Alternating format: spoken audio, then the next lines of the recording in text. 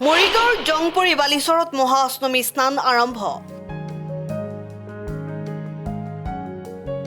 মৰিগাঁও জিলাৰ বৰালিমাৰী অঞ্চলৰ জংপৰি বালিচৰত মঙলবাৰে পুৱাৰে পৰা মহা অষ্টমী স্নান আৰম্ভ হৈছে। স্নান কৰিবলৈ বিভিন্ন প্ৰান্তৰ পৰা ভকতসকলৰ লগতে পূজাৰীসকল অহা দেখিবলৈ পোৱা যায়। ভকতসকলে ধৰ্মীয় ৰীতি নীতিৰে পূজা অৰ্চনা কৰা দেখিবলৈ পোৱা যায়।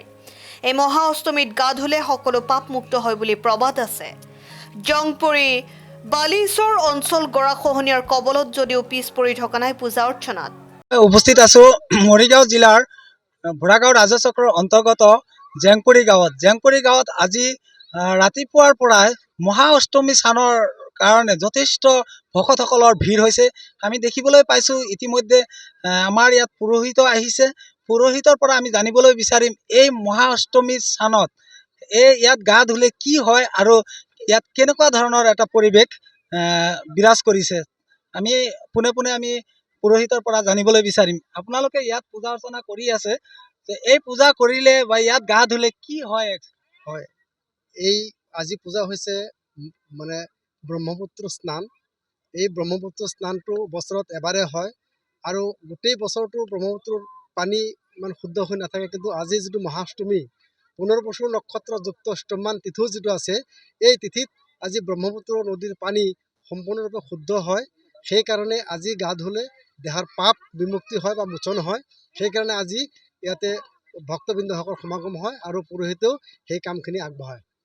হয়, ইয়াতে দেখিবলৈ পাইছোঁ যথেষ্ট ভকতসকলৰ ভিৰ হৈছে। এই বিষয়ে আপোনাৰ কেনেকুৱা অনুভৱ হৈছে আজিৰ দিনটোত?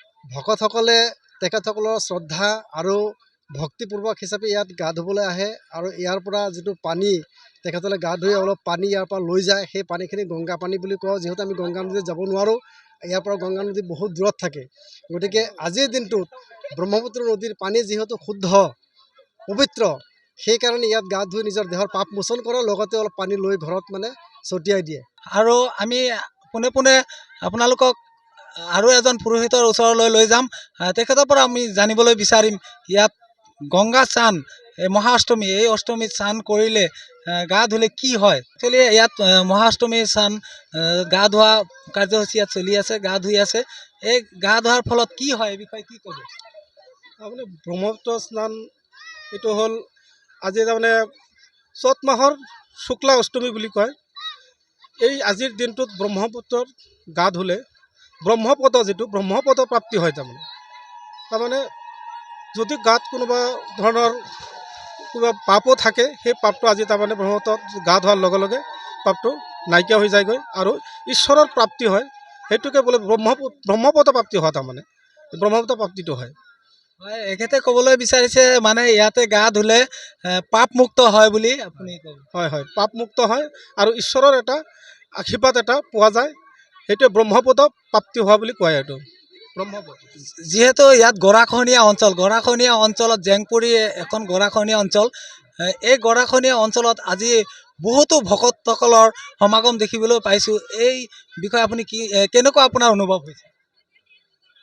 গৰাখহনীয়াৰ কথাটো এতিয়া মোৰতো ধৰক এইটো ঈশ্বৰৰ ওচৰত এটাই প্ৰাৰ্থনা থাকে, যাতে আমাৰ এইটো অঞ্চলত তাৰমানে গৰাখহনীয়াটো অলপ ৰোধ হয় আৰু যাতে এনেকুৱা শাস্তি আমি যাতে ভুগিব নালাগে। ঈশ্বৰৰ ওচৰত এইটো আমি প্ৰাৰ্থনা কৰোঁ আৰু আমাৰ প্ৰশাসনৰ ফালৰ পৰা আমাৰ চৰকাৰৰ ফালৰ পৰাও আমি তাৰমানে এইটো এটা কৰি থাকোঁ যে যাতে আমাৰ এই গৰাখহনীয়া ৰোধটো যাতে বন্ধ কৰে। গৰাখহনীয়াটো বন্ধ কৰিব লাগে যিকোনো প্ৰকাৰে আৰু এইটো ঈশ্বৰৰ ওচৰত তাৰমানে আজি গা ধুই পেলাই ঈশ্বৰৰ ওচৰতো আমি এটা প্ৰাৰ্থনা জনাওঁ যে যাতে আমি আমাৰ গাৰ পৰা যিটো তাৰমানে পাপ হয়, এই পাপটো যাতে নাইকিয়া হয় আৰু আমাৰ সকলো তাৰমানে জনগণৰ যাতে মংগল কামনা হয়, এইটোৱে তাৰমানে আমি ইয়াত ঈশ্বৰৰ ওচৰত প্ৰাৰ্থনা জনাওঁ। উপস্থিত আছোঁ আৰু এজন পুৰোহিতৰ ওচৰলৈ পোনে পোনে আমি আহিছোঁ। তেখেতৰ পৰা জানিবলৈ বিচাৰিম যিহেতু আজি মহা অষ্টমী স্নানত ইয়াত গা ধুলে কি হয় এই বিষয়ে কি ক'ব?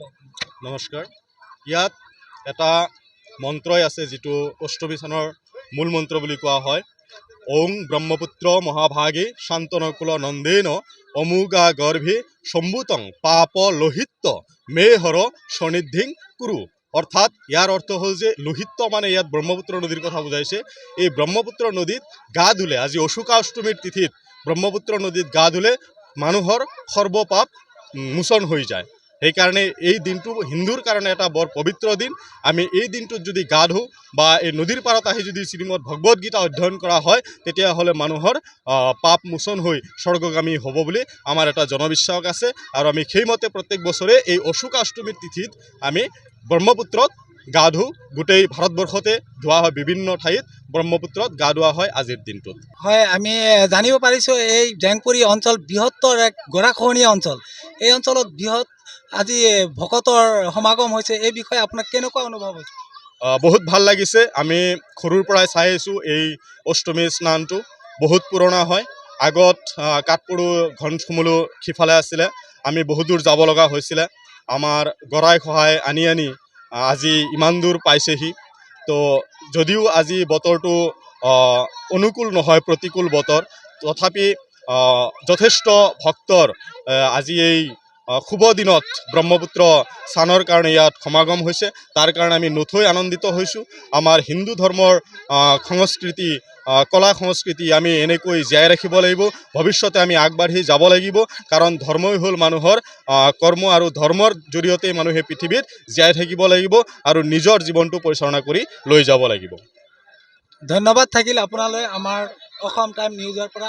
ভোৰাগাঁৱৰ পৰা সুশান্ত কুমাৰ বিশ্বাসৰ ৰিপৰ্ট, অসম টাইম।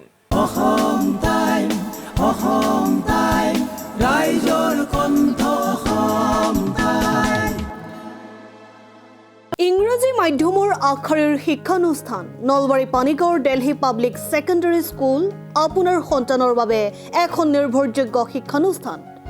আমাৰ ইয়াত ডিজিটেল পদ্ধতিৰে অভিজ্ঞ শিক্ষকৰ দ্বাৰা পাঠ্যক্ৰমৰ শিক্ষাৰ উপৰি সংগীত, ক্ৰীড়া, কম্পিউটাৰ, আচাৰ ব্যৱহাৰ আদিৰ শিক্ষা দিয়া হয়। নাৰ্চাৰীৰ পৰা নৱম শ্ৰেণীলৈ নামভৰ্তি চলি আছে। প্ৰতিটো শ্ৰেণীতে আসন সীমিত। সবিশেষ জনাৰ বাবে যোগাযোগ নম্বৰ 7002074654 নাইবা 9101997764 নাইবা 6900914426।